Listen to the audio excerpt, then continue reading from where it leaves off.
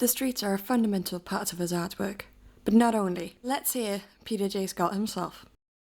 My name's Peter J. Scott, or Peter Scott, and I'm an artist from Glasgow and also an art teacher as well. I've been teaching for the last 11 or 12 years, and in the last 2 and a bit years I've decided to start making artwork again more professionally. This piece dates back to 2010 and it was a kind of catalyst for me starting to make more work, which I've now started to become a lot more proficient at and a lot happier with the kind of work that I'm making. I also sort of feel the work that I'm making now follows a more consistent theme and it follows the kind of ideas that I was wanting to get across, which was looking at things being site specific and using media that's kind of time specific as well. Yeah.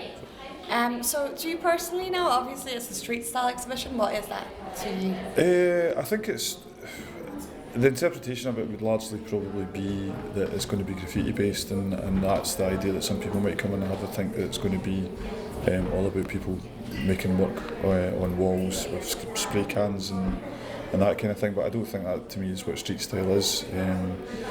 At art school a long time ago I studied the work of Guy Debord and the writings of himself and Asger Jorn, who were situationists, and these were introduced to us by our lecturers like Ross Sinclair, Martin Boyce and Pete McGaughey as well. And Pete was very much into that, and we studied that around about second or third year at art school. And it had a kind of lasting influence. I wasn't really sure at the time what its influence was, but the context of Glasgow was something that was introduced to us by David Harding as being like half the work that you made. So his whole mantra was context is half the work. And that kind of stays with you because you know when you're making work, you want the work to fit into the place that you put it. You want it to reference where you got the idea from. So a lot of people that go to art school in Glasgow, and particularly studied environmental art, will have that notion of context being half the work.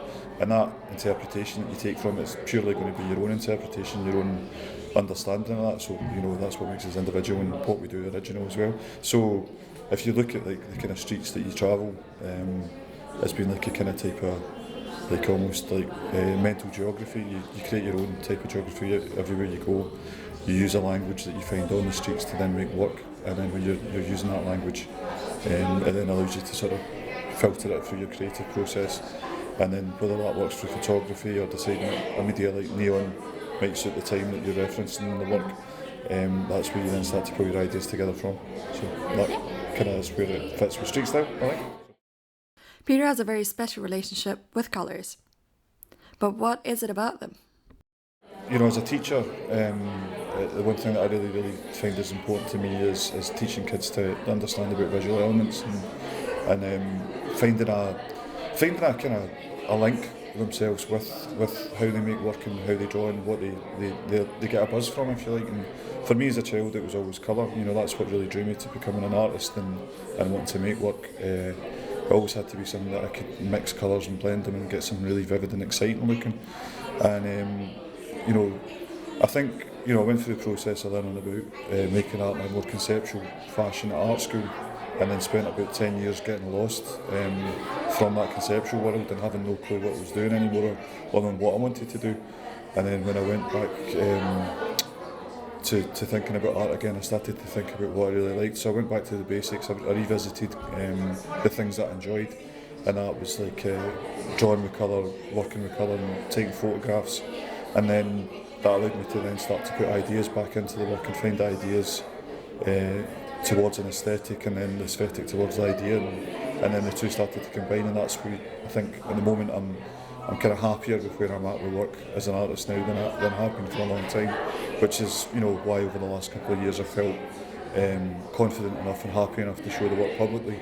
And then this show has been a great opportunity to put out a mixture of the works that I've made over the last couple of years, and then also to work with a few other artists that I know from Glasgow that are in the show that are very visually exciting, and I've got their own variations and different themes as well. So it's nice because it the way the show pulls together it has different people's interpretation of what street style is, and it possibly varies and moves away from the kind of popular notion that it might just be about graffiti, which is why the show's got such a nice impact, I think. You can come and have a look at Peter's work till July 6th at Gallery 23.